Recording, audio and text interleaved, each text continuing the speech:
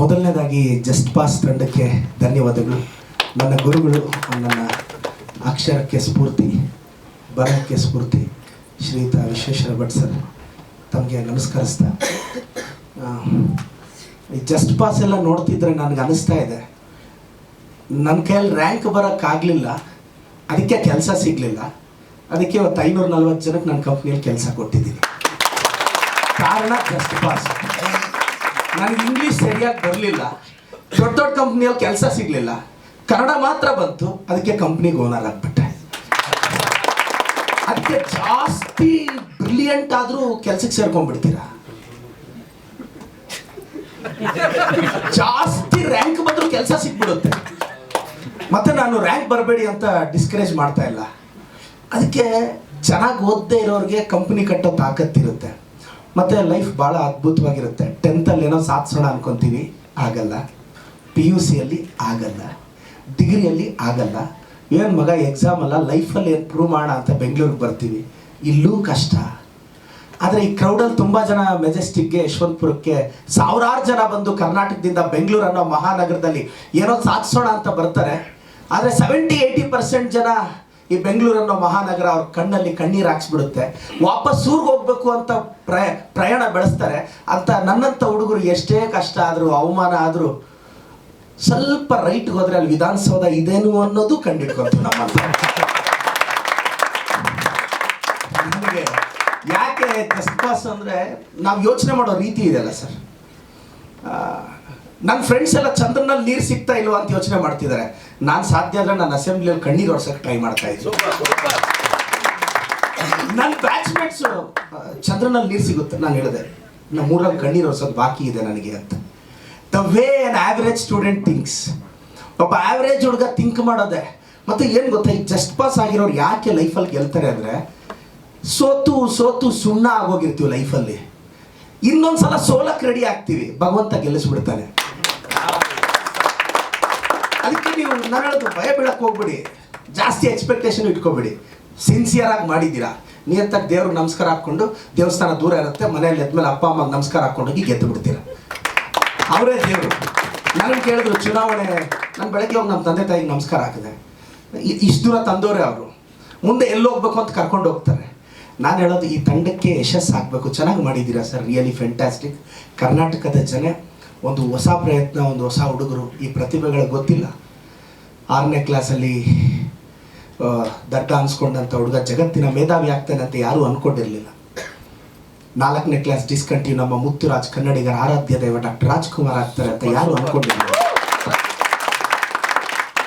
ನಾನು ಇಷ್ಟಪಡೋ ನಟ ಸ್ವರ್ಗದಲ್ಲಿ ಇರ್ತಕ್ಕಂಥ ಅಪ್ಪು ಸರ್, ಅವರು ಕನ್ನಡ ಚಿತ್ರರಂಗ ಕಂಡ ಅದ್ಭುತ. ಈ ಪಿಕ್ಚರ್ಗೆ ಒಳ್ಳೇದಾಗಬೇಕು. ನಾನು ಹೇಳೋದು, ಜಸ್ಟ್ ಪಾಸ್ ಕರ್ನಾಟಕದ ಎಲ್ಲ ಆವ್ರೇಜ್ ಹುಡುಗರಿಗೂ ಹೇಳ್ತೀನಿ. ಈ ಹೆಂಗಿರುತ್ತೆ ಗೊತ್ತಾ ಸರ್, ಈ 10th ಸ್ಟ್ಯಾಂಡರ್ಡ್ಲಿ ಡಿಸೆಂಬರ್ವರೆಗೂ ನಮ್ಮ ಮನೇಲಿ ಅಕ್ಕಿ ಡಬ್ಬದಲ್ಲಿ, ರಾಗಿ ಡಬ್ಬದಲ್ಲಿ ಕಾಸು ಎತ್ಕೊಂಡು ಅಮ್ಮಗೆ ಗೊತ್ತಿಲ್ಲದೆ ಖರ್ಚು ಮಾಡೋದು ಅಭ್ಯಾಸ. ಒಬ್ಬನು 4 ತಿಂಗಳು ಹುಡುಕ್ನಂತ ₹1 ಸಿಗ್ಲಿಲ್ಲ. ಈಗ ನನ್ನ ಜೋಶಲ್ಲಿ ಮಾತಾಡ್ತೀನಿ, ಅದಕ್ಕೆ ನನಗೆ ಸ್ಲೋ ಅಲ್ಲಿ ಮಾತಾಡೋದು ಕಷ್ಟ. ಕೆಲವರು ಸ್ಪೀಡ್ ಜಾಸ್ತಿ ಪ್ರದೀಪ್ಗೆ ಅಂತಾರೆ, ಈ ಸ್ಪೀಡ್ ಇಲ್ಲಿವರೆಗೂ ಕರ್ಕೊಂಡ್ ಬಂದಿರೋದು ನಾನು ಹೆಂಗ್ ಮರೀಲಿ ಹೇಳಿ. ನನ್ನ ಯಾರೋ ಒಬ್ರು ಕೇಳಿದ್ರು, ನಿಂದು ಮಾತು ಜಾಸ್ತಿ ಅಂತ, ನೀನ್ ಕಡಿಮೆ ಮಾತಾಡ್ತೀಯ, ಏನ್ ಕಡ್ದು ಕೆಟ್ಟ ಹಾಕಿದ್ಯಾ ಹೇಳು ಅಂತ ಕೇಳಿದೆ. ನನ್ನ ಯಾರೋ ಕೇಳಿದ್ರು, ನಿಂದು ಮಾತು ಜಾಸ್ತಿ ಅಂದ್ರು, ನೀನ್ ಕಡಿಮೆನೇ ಮಾತಾಡ್ತೀಯಪ್ಪ, ಏನ್ ಕಡ್ದು ಕೆಟ್ಟ ಹಾಕಿದ್ಯಾ ಹೇಳು. ಅಟ್ಲೀಸ್ಟ್ ನಾನು MLA ಆದ್ರೂ ಆಗಿದ್ದೀನಿ. ಒಂದು ಇನ್ಸ್ಟಿಟ್ಯೂಷನ್ ಕಟ್ಟಿದ್ದೀನಿ, more than 500 ಜನಕ್ಕೆ ಕೆಲಸ ಕೊಟ್ಟಿದ್ದೀನಿ, MLA ಆಗಿದ್ದೀನಿ, ಅಟ್ಲೀಸ್ಟ್ ಟ್ರಾಲ್ ಪೇಜಸ್ಗೆ ಕ್ರಶ್ ಆಗಿದ್ದೀನಿ. I'm the crush of the troll pages. I never bother sir. ನಾನು ಯಾರೋ ಕೇಳಿದ್ರು, ಕೆಲವರು ಸೀರಿಯಸ್ ಆಗಿ ಕೇಳಿದ್ರು, ಟ್ರಾಲ್ ಪೇಜಸ್ ಅಲ್ಲಿ ಹಂಗೆಲ್ಲ ಟ್ರಾಲ್ ಮಾಡ್ತಾರೆ, ನಿಮಗೆ ಬೇಜಾರಾಗಲ್ವ ಸರ್? ನಮ್ಮೂರು ಗಲ್ಲಿಯಲ್ಲೇ ನನ್ನ ಇಂಟ್ರಡಕ್ಷನ್ ಗೊತ್ತಿರಲಿಲ್ಲ, ಇವತ್ತು ಪ್ರತಿ ಹಳ್ಳಿಗೂ ಇಂಟ್ರಡಕ್ಷನ್ ಕೊಡ್ತಾ ಇದ್ದಾರೆ. I love them. What's wrong in it? ಪಾಪ ನಮ್ಮೂರಲ್ಲಿ ಚಿಕ್ಕ ಚಿಕ್ಕ ಲೀಡರ್ಸು ಪಾಪ್ಯುಲರ್ ಆಗೋಕ್ಕೆ ಫ್ಲೆಕ್ಸ್ಗಳು ಹಾಕಿ, ಪ್ರಿಂಟ್ಗಳು ಹಾಕಿ, ಕಟ್ಟಿ, ಫೋಟೋಗಳು ಹಾಕಿ, DP ಹಾಕಿ, ಸ್ಟೇಟಸ್ ಹಾಕಿದ್ರೂ ಪಬ್ಲಿಸಿಟಿ ಸಿಗ್ತಾ ಇಲ್ಲ. ಇದೇನು ಸರ್, ಒಂದೊಂದು ವಿಡಿಯೋ ಮಿಲಿಯನ್ಸ್ ಅಲ್ಲಿ ವ್ಯೂಸ್ ಬರ್ತಾ ಇದೆ. ನನಗೆ ಏನು ಗೊತ್ತಾ, it's all about taking our self. ನನ್ನ ಕನ್ನಡ ಒಂದೇ ಕರೆಕ್ಟಾಗಿ ಬರೋದು, ಇಂಗ್ಲೀಷ್ ಎಲ್ಲ ಬರಲ್ಲ. ನಾನು ನಂಬಿದ್ದೀನಿ ಇಂಗ್ಲೀಷ್ ಇರೋದೇ ತಪ್ಪು ಮಾತಾಡೋಕ್ಕೆ, ಕರೆಕ್ಟಾಗಿ ಮಾತಾಡೋಕ್ಕೆ ಕನ್ನಡ ಇದೆ ಸಾಕು ಅಂತ. ನೀವು ನೀವು ಯೋಚನೆ ಮಾಡೋ ರೀತಿ ನಿಮ್ಮ ಲೈಫನ್ನ ಮುಂದಕ್ಕೆ ಕರ್ಕೊಂಡೋಗುತ್ತೆ. ಈಗ ಜಸ್ಟ್ ಪಾಸ್ ನಾನು ಆಗಲೇ ಅದೊಂದು ಹೇಳ್ತಾ ಇದ್ದೆ. ಅಮ್ಮ ನಾವು ಕೇಳೋದಂತೆ, ಅಮ್ಮ 4 ತಿಂಗಳಿಂದ ದುಡ್ಡು ಹುಡುಕ್ತಾ ಇದ್ದೀನಿ, ಯಾವ ಡಬ್ಬದಲ್ಲೂ ₹1 ಸಿಗಲಿಲ್ಲ. ಮನೇಲಿ ನೀನು ಎಲ್ಲಿ ಬಚ್ಚಿಡ್ತೀಯ ಅಂದರೆ, ಮನೇಲಿ ನೀನು ಕರೆಕ್ಟಾಗಿ ನೋಡಿದಿರೋ ವಸ್ತು ಅಂದರೆ ಅದು ಟೆಕ್ಸ್ಟ್ ಬುಕ್ಸ್ ಮಗ, ಅಲ್ಲಿ ಇಡ್ತಿದ್ದೆ. ಅಪ್ಪಿ ತಪ್ಪಿ ನಿಮ್ಮಮ್ಮ ಒಂದು ₹500,000 ಮ್ಯಾಥ್ಸ್ ಫಿಸಿಕ್ಸ್ ಟೆಕ್ಸ್ಟ್ ಬುಕ್ಕಲ್ಲಿ ಇಟ್ಟರೆ ಸೇಫ್. ಅದು IT ಅವರು ರೈಡ್ ಮಾಡಲ್ಲ, ಅವ್ರು ಕೂಡ ಆ ಸಬ್ಜೆಕ್ಟ್ ಸ್ಟಫ್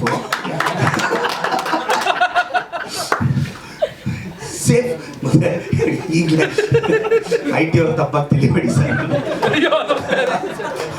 ಮತ್ತೆ ನಾವು ಟ್ರಾಲ್ ಪೇಜಸ್ ಅವರು ಏನೇನು ಆಗ್ತಾರೆ, ನಾನೇ ಹೋಗಿ ನೋಡ್ಕೊತೀನಿ ಏನೇನು ಬಂದಿರುತ್ತೆ ಅಂತ. ಬಟ್ ಜಸ್ಟ್ ಪಾಸ್ ಹುಡುಗರು ಮತ್ತು ಈ ಕಾಲೇಜ್ವರೆಗೂ PUCವರೆಗೂ ಮೈಂಡ್ ಸೆಟ್ ಒಂಥರ ಇರುತ್ತೆ. ಒಂದು 5-6 ಅಸಂಪ್ಷನ್ಸ್ ಇರುತ್ತೆ ನಮ್ಮ ಜಸ್ಟ್ ಪಾಸ್ ಹುಡುಗರದು. ನಾನು ಜಸ್ಟ್ ಪಾಸೇ. ನಾನು ಮನ್ಸು ಮಾಡಿದ್ರೆ ದುಡ್ಡು ಎಷ್ಟು ಬೇಕಾದರೂ ಸಂಪಾದಿಸ್ತೀನಿ, ದೇವರಣಿಗೂ ಆಗಲ್ಲ.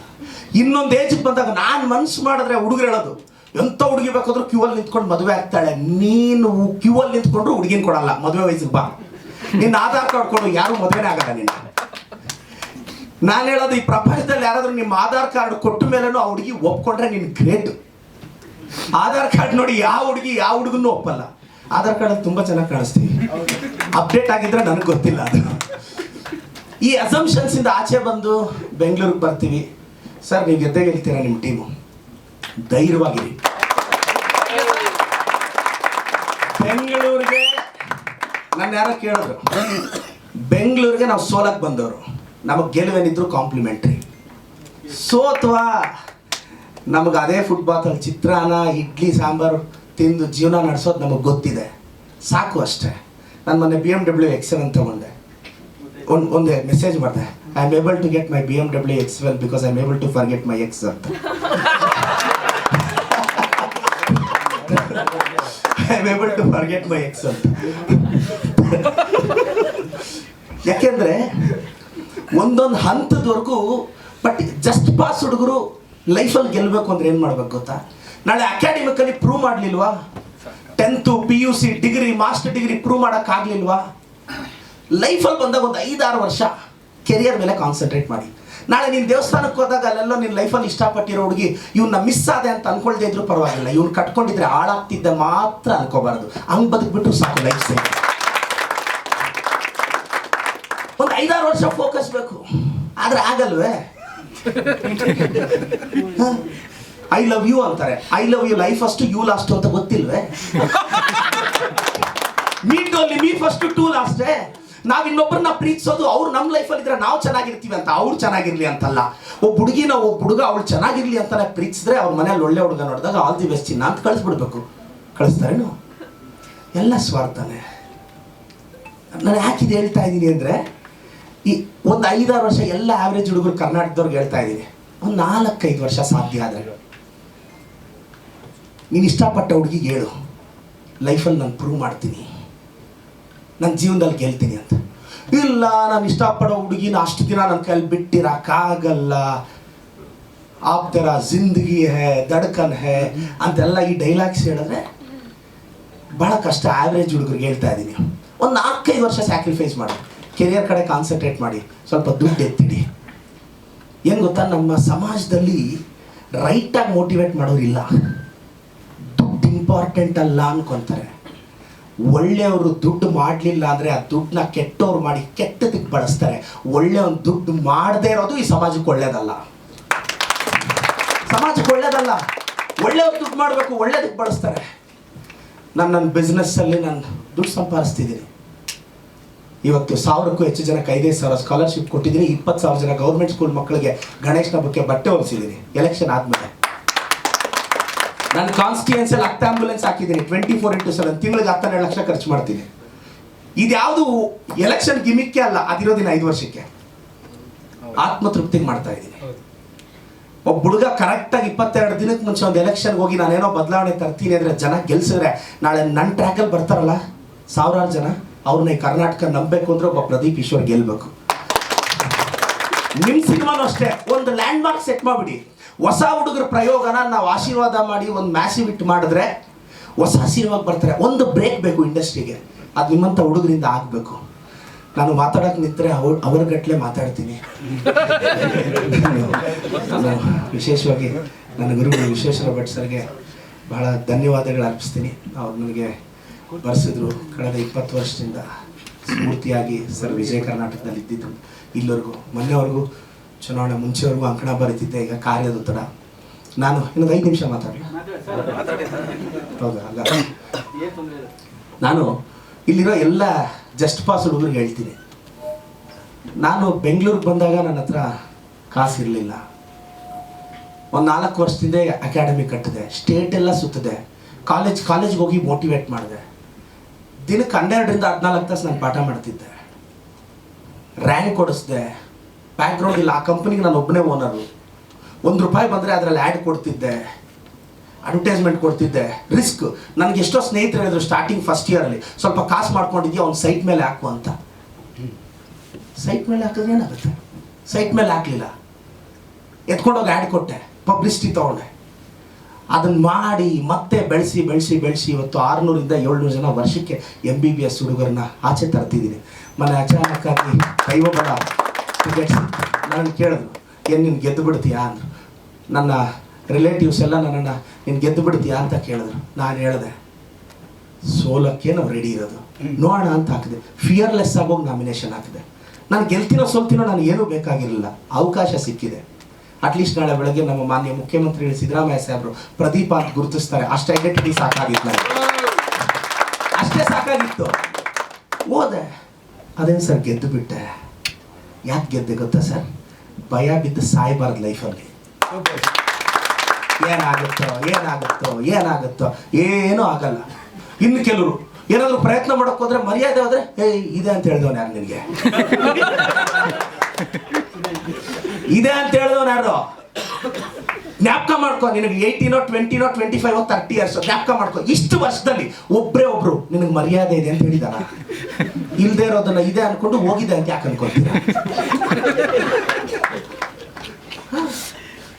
ಫಸ್ಟ್ ಅದು ಬಿಡಬೇಕು. Necessity is the mother of invention. ಅವಶ್ಯಕತೆ ಮತ್ತು ಅನಿವಾರ್ಯತೆ ಅನ್ನೋ ದಂಪತಿಗಳ ಮಗುನೇ ಸಂಬಂಧಗಳು.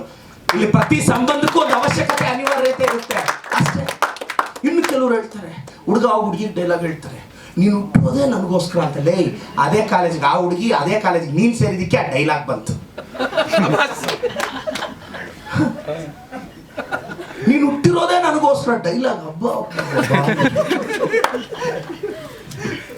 ಕೆಲವರು ಹುಡುಗರು ಹೇಳ್ತಾರೆ, ನೀನಿಲ್ಲ ಅಂದ್ರೆ ಸತ್ತೋಗ್ತೀನಿ ಅಂತ.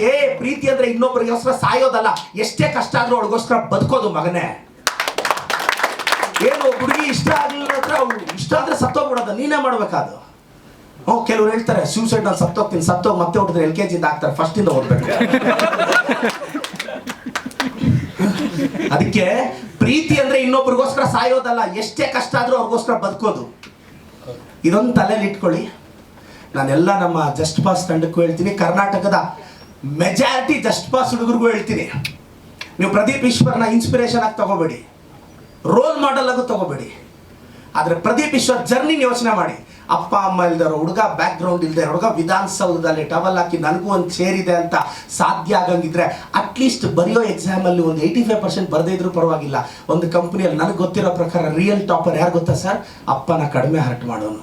ರಿಯಲ್ ಟಾಪರ್ ಯಾರು ಗೊತ್ತಾ ಸರ್? ಅಮ್ಮನ ಕಡಿಮೆ ಹರ್ಟ್ ಮಾಡೋರು. ನಾನು ಬಿಗ್ ಬಾಸ್ಗೆ ಹೋದಾಗ ಒಂದು ಡೈಲಾಗ್ ಹೇಳಿದ್ದೆ, ನೀನು ಇಷ್ಟಪಡೋ ಹುಡುಗಿ ಗ್ರೇಟ್ ಅಂತ ಹೇಳ್ತಿಲ್ಲ, ನಿಮ್ಮ ಅಮ್ಮ ಅಷ್ಟು ಗ್ರೇಟ್ ಅಲ್ಲ ಅಂತ ಹೇಳ್ತಿದ್ದೀನಿ. ನೀನು ಇಷ್ಟಪಟ್ಟು ಹುಡುಗ ಜೆಂಟ್ಲ್ಮ್ಯಾನ್ ಅಲ್ಲ ಅಂತ ಹೇಳ್ತಿಲ್ಲ, ನಿಮ್ಮ ಅಪ್ಪನಷ್ಟು ಜೆಂಟ್ಲ್ಮ್ಯಾನ್ ಅಲ್ಲ ಅಂತ ಹೇಳ್ತಾ ಇದ್ದೀನಿ ಅಂತ ಇದು ಹೇಳಿದ್ದೆ.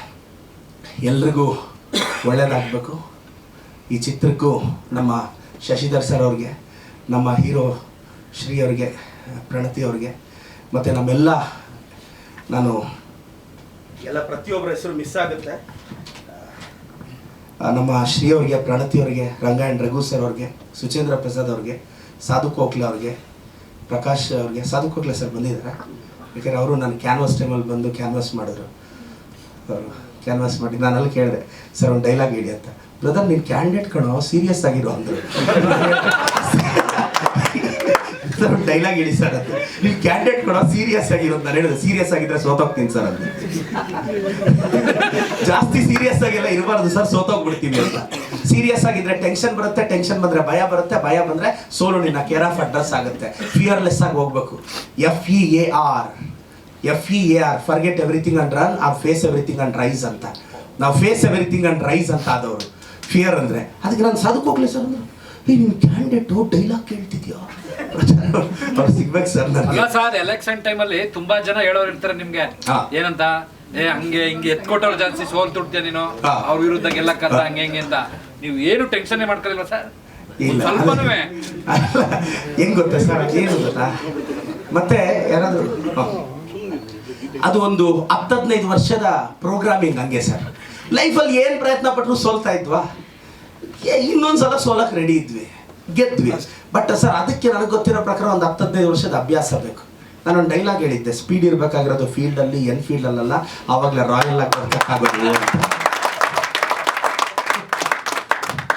ಟ್ರಾಲ್ ಆಗ್ಬೋದು ಬ್ರದರ್? ತಿಂಗಳಿಂದ ಪೊಲಿಟಿಕಲ್ ಕಾಂಟ್ರವರ್ಸಿನೇ ಆಯ್ತು, ಒಂದೊಳ್ಳೆ ವಿಡಿಯೋನೇ ಬರಲಿಲ್ಲ ಯಾವುದು. ಏನ್ ಮಾಡಿ ಕೆಲವರು ನನ್ನ ಕೇಳಿದ್ರು, ನನ್ನ ಸ್ನೇಹಿತರು ಕೆಲವರು ಕೇಳ್ತಾರೆ, ನೀನು ಪೊಲಿಟಿಷಿಯನ್, ಗಾಂಭೀರ್ಯವಾಗಿರ್ಬೇಕು, ಸೀರಿಯಸ್ ಆಗಿರಬೇಕು, ನಿನಗೆ ಜವಾಬ್ದಾರಿ ಜಾಸ್ತಿ ಇದೆ, ಇನ್ನೊಬ್ರು ಕನೆಕ್ಟ್ ಆದ್ರೇ ಒಂದು 20 ವರ್ಷ ವ್ಯಾಲಿಡಿಟಿ ಇರುತ್ತೆ ಮಾರ್ಕೆಟಲ್ಲಿ. ನನಗೆ ನಂಬಿಕೆ ಇದೆ, ಕರ್ನಾಟಕದ ರಾಜಕೀಯದಲ್ಲಿ ಇನ್ನೂ 30-40 ವರ್ಷ ನಾನು ಚಾಲ್ತಿಯಲ್ಲಿ ಇರ್ತೀನಿ. ಯಾಕೆಂದರೆ ನನ್ನ ಎಮೋಷನ್ಸ್ ಕನ್ನಡಿಗರಿಗೆ ಕನೆಕ್ಟ್ ಆಗಿದೆ. ಅವ್ರು ಯಾರೋ ಕೇಳಿದ್ರು ಬಿಗ್ ಬಾಸ್ಗೆ ಯಾಕೆ ಹೋದೆ ಅಂತ, ಹೋಗ್ಲಿಲ್ಲ, ಕರೆದ್ರು ಅಂತ ಹೇಳಿದೆ. ಹೋಗಪ್ಪ ನೀನು ಬಿಗ್ ಬಾಸ್ ನೋಡ, ಹೋಗಿ ನೋಡ, ಇಲ್ಲಿ ಯಾರಾದ್ರು ಆದ್ರೆ ನೀನು ಅಪ್ಲಿಕೇಶನ್ ಹಾಕೊಂಡ್ರು ಕರಿಯಲ್ಲ ಅವ್ರು. ನನ್ನ ಕೇಳಿದ್ರು ಬಿಗ್ ಬಾಸ್ಗೆ ಯಾಕೆ ಹೋದೆ ಅಂತ, ಹೋಗ್ಲಿಲ್ಲ, ಅದು ಕರೆದ್ರು. ಆಗುತ್ತಾ ಯಾಕಲ್ಲ, ಅಲ್ಲೂ TRP ಇದ್ರೆ ತಾನೇ ಕರೀತಾರೆ. ಸುಮ್ಮನೆ ನನ್ನ ಯಾರೋ ಕೇಳಿದ್ರು, ಯಾರೋ ಅಂದ್ರು ಬಿಗ್ ಬಾಸ್ ಏನಕ್ಕೆ ಹೋಗ್ಬೇಕಾಗಿತ್ತು, ಅದು ನಾನು ಹೇಳಿದೆ, people doubt the purity of gold, not the purity of iron. ನಾ ಸರ್, ಜನ ಚಿನ್ನನೇ ಹೆಂಗಿದೆ ಒಂದಿಂದು ಪರಿಶೀಲಿಸೋದು, ಕಬ್ಣನೇ ಅವನದು ತಲೆ ಕೆಡ್ಸ್ಕೊಂತಾರೇನ್ರಿ. ಸೊ ನಮ್ಮ ಡೈಲಾಗ್ಸ್ ಚೆನ್ನಾಗಿದೆ ಅಲ್ಲ ಸರ್, ಚೆನ್ನಾಗಿ ಕಟ್ ಮಾಡಂಗಿದ್ದೀರಾ ವಿಡಿಯೋ.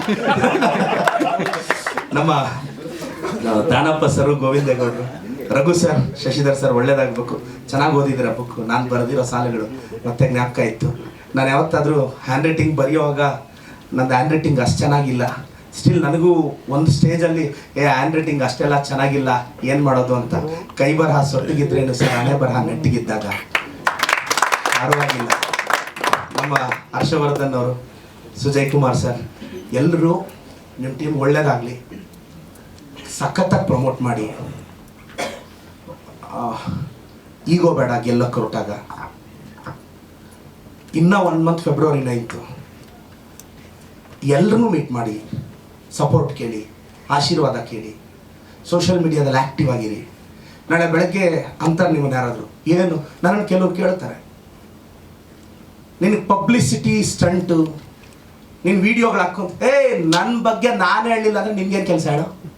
ನನ್ನ ಬಗ್ಗೆ ನಾನು ಹೇಳ್ತೀನಿ, ನಾನಿದು ನನ್ನ ಬಗ್ಗೆ ನಾನು ಹೇಳೋಕೆ ಹಿಂಜರಿದ್ರೆ ಪಕ್ಕದಲ್ಲಿ ಹೇಳ್ತಾನ? ಅದಕ್ಕೆ ಹೇಳು ನಿನ್ನ ಬಗ್ಗೆ ಕರ್ನಾಟಕಕ್ಕೆ, ನಮ್ಮ ಸಿನಿಮಾ ಇದು ಅಂತ ಹೇಳಬೇಕು. ಗೊತ್ತಾಗಲ್ಲ sir, this generation belongs to the communication. ಇದು ಕಮ್ಯುನಿಕೇಶನ್. ನಾನು ಹೇಳ್ತಾ ಇದ್ದೀನಿ, 1-2 ಸಿನಿಮಾಗೆ 3 ಜನ ಗಲ್ಲಿಯಲ್ಲ, ನಿಮ್ಮನ್ನು ಗೂಗಲಲ್ಲಿ ಹುಡುಕ್ಬೇಕು. ನನಗೂ ಈಗ ಗಲ್ಲಿಯಿಂದ ಗೂಗಲಲ್ಲಿ ಹುಡುಕ್ತಾ ಇದೆ, ಅದೇನೇನು ಬರ್ತಿದ್ದಾರೆ. ನನ್ನ ಕೆಲವರು ಯಂಗ್ಸ್ಟರ್ಸು ಬರ್ತಾರೆ ಮೀಟ್ ಮಾಡೋಕ್ಕೆ ಉತ್ತರ ಕರ್ನಾಟಕದಿಂದ. ಅಣ್ಣ ನಿನ್ನ ಥರ ಆಗ್ಬೇಕಣ್ಣ. ನಾನು 1-4 ವಿಡಿಯೋ ತೆಗೆದು ತೋರಿಸ್ತೀನಿ, ಕಾಮೆಂಟ್ ಸೆಕ್ಷನ್ ತೋರಿಸ್ಕೊಟ್ಟೆ, ಓದು ಅಂತ. ಸರ್ ಏನು ಸರ್ ಹಿಂಗೆ ಬೈದಿದ್ದಾರೆ? ನಾನು ತೋರಿಸ್ದೆ, ಉತ್ತರ ಕರ್ನಾಟಕದವ್ನು ಹಿಂಗೆ ನೋಡ್ಬೇಕ ಕಾಮೆಂಟ್ಸ್ ಓದು ನನ್ನ ಬಗ್ಗೆ ಬರೆದಿರೋದು. ಅವನ ಮಕ್ಕ ಇಷ್ಟ ಆಗೋಯ್ತು ಸರ್, ಹಿಂಗೆಲ್ಲ ಬರೆದ್ರೆ. ಅದನ್ನ ನೋಡಿದ ಮೇಲೂ ನನ್ನ ಮುಖದಲ್ಲಿ ಮಂದಾಸ ಕಡಿಮೆ ಆಗಿಲ್ಲ, ಅದಕ್ಕೆ ಅಲ್ಲಿ ಕುತ್ಕೊಂಡಿರೋದು ಅಂತ ಹೇಳಿದೆ. ಸೋಷಿಯಲ್ ಮೀಡಿಯಾದಲ್ಲಿ 4 ಕೆಟ್ಟದ್ದು ಕಾಮೆಂಟ್ ಮಾಡೋಂಗಿಲ್ಲ, ಡಿಪ್ರೆಸ್ ಆಗು. ಒಂದು ನೆಗೆಟಿವ್ ವಿಡಿಯೋ ಮಾಡೋಂಗಿಲ್ಲ, ಡಿಪ್ರೆಸ್ ಆಗು. Any type of publicity is a publicity. ನಾನು ಹೇಳೋದು ಕರೆಕ್ಟಾಗಿ ಯೋಚನೆ ಮಾಡಿ, ಪಾಸಿಟಿವ್ ಆಗಿರಿ. ಈ ಚಿತ್ರನ 1 ಮಂತ್ ಸಖತ್ತಾಗಿ ಪ್ರಮೋಟ್ ಮಾಡಿ ಎಲ್ಲ ಹೇಳಬೇಕು. ಏನು ಗೊತ್ತಾ, ಒಂದು ಯುದ್ಧ ಗೆಲ್ಲಬೇಕು ಅಂದರೆ, ಈ ಡೈಲಾಗ್ ಹೇಳ್ಬೇಕು ಇಲ್ಲ ಗೊತ್ತಿಲ್ಲ, ಬಟ್ ಸ್ಟ್ರಾಟಜಿ. ಯುದ್ಧ ಗೆಲ್ಲಬೇಕು ಅಂದರೆ ಹಿಂದೆ ಸೈನ್ಯ ಹಾಕ್ಕೊಂಡೆ ಹೋಗ್ಬೇಕಾಗಿಲ್ಲ, ಎದುರಾಳಿ ಹಿಂದ್ಗಡೆ ಇರೋನು ಮೋಟಿವೇಟ್ ಮಾಡಿದ್ರು ಸಾಕು, ಗೆದ್ದು ಬಿಡ್ತೀರಾ ಯುದ್ಧನ. It is a modern warfare strategy. ನೀನು ಎದುರುಗಡೆ ಅವ್ನು ನೋಡಿಬೇಕು ಅಂದರೆ 1000 ಜನ ಹಾಕ್ಕೊಂಡು ಹೋಗ್ಬೇಡ ಮಗ, ಅವ್ನು ಹಿಂದೆ ಇರೋನು ಮೋಟಿವೇಟ್ ಮಾಡಿದ್ರು ಸಾಕು, ಅವನು ಹೊಡೆದಾಗ್ತಾನೆ. ಇದೆಲ್ಲ ಹೇಳಬಾರ್ದು, ಪೊಲಿಟಿಕಲ್ ಸೀಕ್ರೆಟ್ಸ್.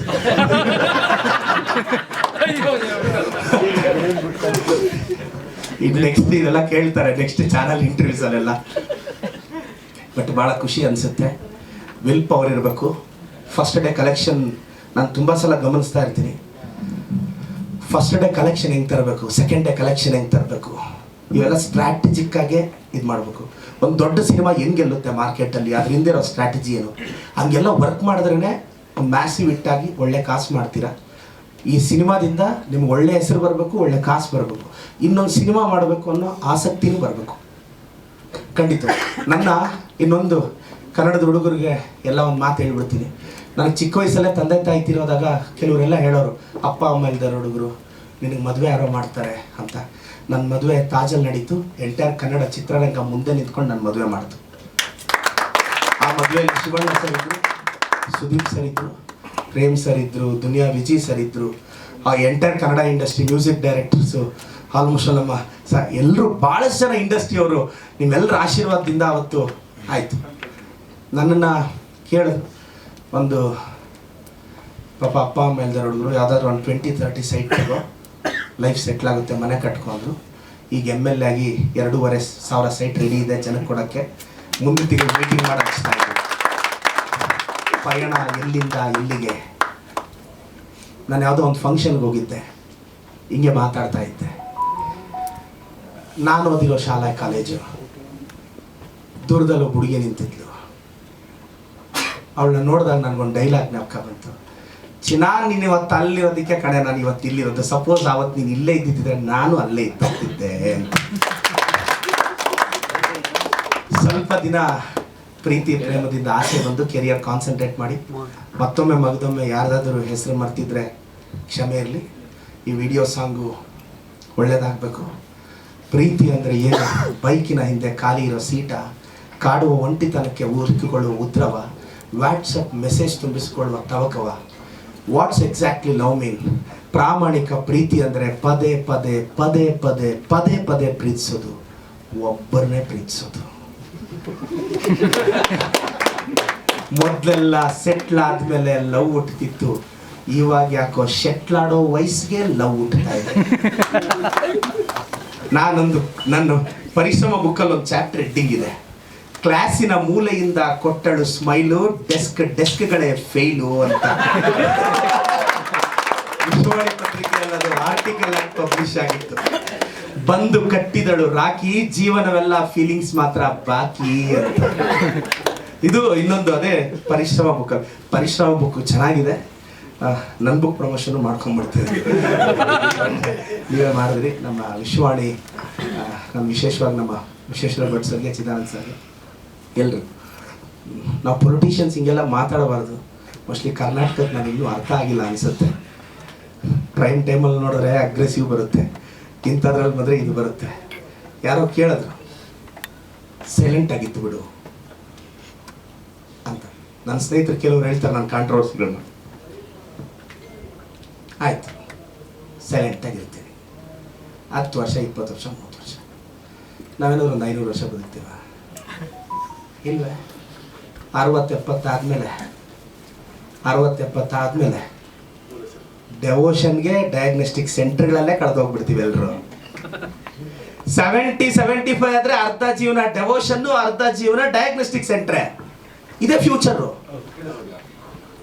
ಆವಾಗ ಏನಾದರೂ ಸಾಧಿಸಕ್ಕೆ ಹೋದ್ರೆ ವಯಸ್ಸಿಲ್ಲ ಅಂತಾರೆ, ವಯಸ್ಸಲ್ಲಿ ಸಾಧಿಸಕ್ಕೆ ಹೋದ್ರೆ ಆತ್ರ ಅಂತಾರೆ.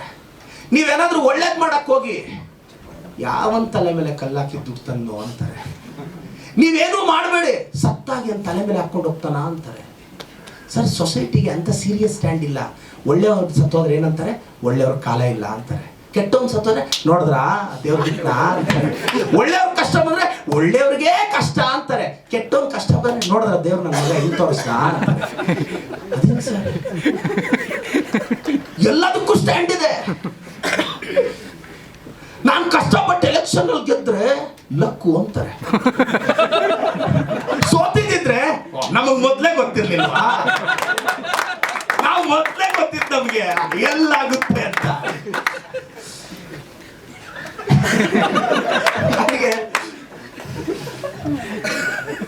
ಈಗ ನನಗೆ ಯಾರೋ ಮೊನ್ನೆ ಒಬ್ರು ಹೇಳ್ತಿದ್ರು, ಸರ್ ಅವ್ನು MBBS ಸೀಟ್ ತಗೊಂಡು ನನಗೆ ಥ್ಯಾಂಕ್ಸ್ ಹೇಳಕ್ ಬಂದ.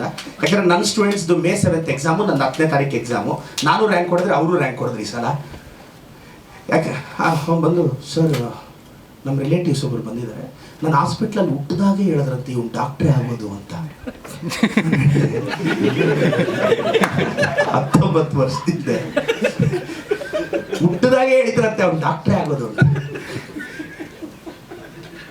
What is this? Success has many fathers, but failure is an orphan, sir. Failure is an orphan. ಸೋಲ್ ಬಂದಾಗ ಯಾರು ಹೆಗಲ ಮೇಲೆ ಹಾಕ್ಕೊಳ್ಳಲ್ಲ.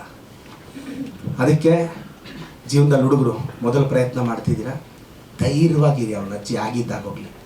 ಏನಾಗುತ್ತೆ ಸರ್, ಗೆದ್ರು ಸೋತ್ರು, ಅಮ್ಮಮ್ಮ ಆದರೆ ಗೆದ್ದು ಲಕ್ಷಾಂತರ ರೂಪಾಯಿ ದುಡ್ಡು ಬಂದರೆ 5 ಸ್ಟಾರ್ ಹೋಟ್ಲಲ್ಲಿ ಟಿಫನ್ ಮಾಡ್ಬೋದು. ದೇವ್ರ ಹಣೆಗೂ ಹೇಳ್ತೀನಿ, ಫುಟ್ಬಾತ್ ಊಟ ಸೂಪರ್. ನಾನು ಎಷ್ಟೋ ಸಲ 5 ಸ್ಟಾರ್ ಹೋಟ್ಲಲ್ಲಿ ಬ್ರೇಕ್ಫಾಸ್ಟ್ ಹೋದ್ರು, ಸರ್ ಅವನ ಅಜ್ಜಿ 50 ಐಟಮ್ ಇದ್ರು ಅದೇ ಇಡ್ಲಿ ಸಾಂಬಾರ್ ಸರ್ ತಿನ್ನೋದು ನಾವು. ನನ್ಗೆ ಅರ್ಥನೇ ಆಗ್ತಿಲ್ಲ. 5 ಸ್ಟಾರ್ ಹೋಟ್ಲಲ್ಲಿ 50 ಐಟಮ್ ಇಟ್ಟಿರ್ತಾರೆ, ಅದೇ ಇಡ್ಲಿ ಅದೇ ಸಾಂಬಾರ್ ಅದೇ ವಡೆ ತಿನ್ನೋದು. ಫುಟ್ಬಾತಲ್ಲಿ ಚೆನ್ನಾಗಿರುತ್ತೆ. ನಾನು ಡ್ರೈವರ್ಗೆ ಹೇಳ್ತೀನಿ, ಫುಟ್ಬಾತಲ್ಲಿ ಕಟ್ಸ್ಕೊಂಡು ಹೋಗ್ತೀನಿ. ನಾನು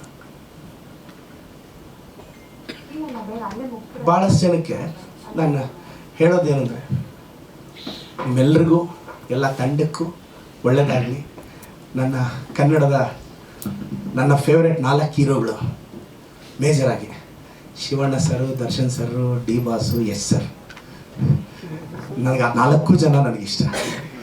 ನಾನು ಒಬ್ಬೊಬ್ರನ್ನ ಒಂದೊಂದು ಇಷ್ಟಪಡೋಕ್ಕೂ ಒಂದೊಂದು ಕಾರಣ ಇದೆ. ಸ್ಟಾರ್ಟಿಂಗಲ್ಲಿ ಡಿ ಬಾಸ್ ಫೋಟೋ ನೋಡಿದೆ, ಭಾಳ ಖುಷಿ ಆಯಿತು. ನಮ್ಮ ಶಿವಣ್ಣ ಸರ್ ಅಷ್ಟೇ, ನಾನು ಎಲೆಕ್ಷನ್ಗೆ ಹೋಗಿಲ್ಲ, ಏನೂ ಇಲ್ಲ, ನನಗೊಂದು 4-5 ವಿಡಿಯೋ ಮಾಡಿ ಕಳಿಸಿದ್ರು ಪರಿಶ್ರಮಕ್ಕೆ. ನಮ್ಮ ಸುದೀಪ್ ಸರ್ ಆಗ್ಬೋದು, ನಮ್ಮ ದರ್ಶನ್ ಸರ್ ಆಗ್ಬೋದು, ನಮ್ಮ ಎಸ್ ಸರ್ ಆಗ್ಬೋದು, ಎಲ್ರಿಗೂ ಒಳ್ಳೇದಾಗಲಿ. ನಾನು ಮೊನ್ನೆ ಮೆಗಾಸ್ಟಾರ್ ಚಿರಂಜೀವಿ ಸರ್ ತೆಲಂಗಾಣ ಎಲೆಕ್ಷನ್ಗೆ ಹೋದಾಗ 1.5 ಗಂಟೆ ಭೇಟಿ ಮಾಡಿದೆ. ಊಟಕ್ಕೆ ಕರೆದಿದ್ರು. ಕರೆದಾಗ ನಾನು ಕೇಳಿದ್ರಲ್ಲ ಹೆಂಗೆ ಅಂತ. ಅವ್ರು ಕೆಲವು ಟಿಪ್ಸ್ ಕೊಟ್ಟರು.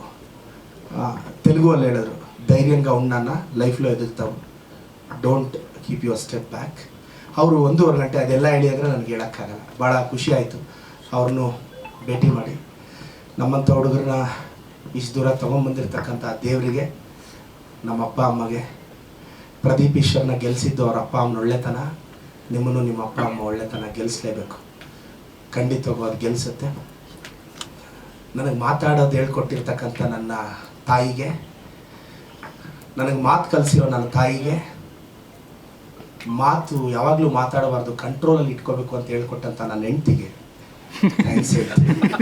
ಅವಳು ನನ್ನ ಹೆಸರು ಹೇಳಿದ್ರಾ ಇಲ್ವಾ ಅಂತ ಯೂಟ್ಯೂಬಲ್ಲಿ ಸ್ಕ್ರಾಲ್ ಮಾಡಿ ಎಲ್ಲಿ ಬಂತು ಅಂತ ಹೋಗ್ತಾರೆ. ನಿಜವಾಗ್ಲೂ ನನ್ನ ಹೆಂಡ್ತಿ ವೆರಿ ಗ್ರೇಟ್. ಹೇಳಬೇಕು, ಏನು ಮಾಡೋದು. ವೈಫ್ ಅಂದ್ರೆ WIFE, worries invited for ever ಅಂತ. WIFE, without information fights every time ಅಂತ. ಆದರೆ ಮೀಡಿಯಾ ಮುಂದೆ ಹೆಂಗೆ ಹೇಳಬಾರ್ದು. Success of life depends on selection of wife ಅನ್ಬೇಕು. ಸರ್, ಹುಡುಗರು ಯಾಕೆ ದೇವಸ್ಥಾನಕ್ಕೆ ಹೋಗ್ತಾರೆ, ಅಂಕಲ್ಗಳು ಯಾಕೆ ಹೋಗ್ತಾರೆ ಗೊತ್ತಾ? ಹುಡುಗರು ದೇವಸ್ಥಾನಕ್ಕೆ ಹೋಗಿ ದೇವ್ರನ್ನ ಕೇಳ್ತಾರೆ, ದೇವ್ರೇ ಒಳ್ಳೆ ಹುಡುಗಿನ ಕೊಟ್ಟು ಮದುವೆ ಮಾಡು ಅಂತ. ಅಂಕಲ್ಸ್ ಯಾಕೆ ಹೋಗ್ತಾರೆ ಗೊತ್ತಾ? ಏನು ಕೇಳಿದೆ ಏನು ಕೊಟ್ಟೆ ಅಂತ ಕೇಳ್ತಾರೆ.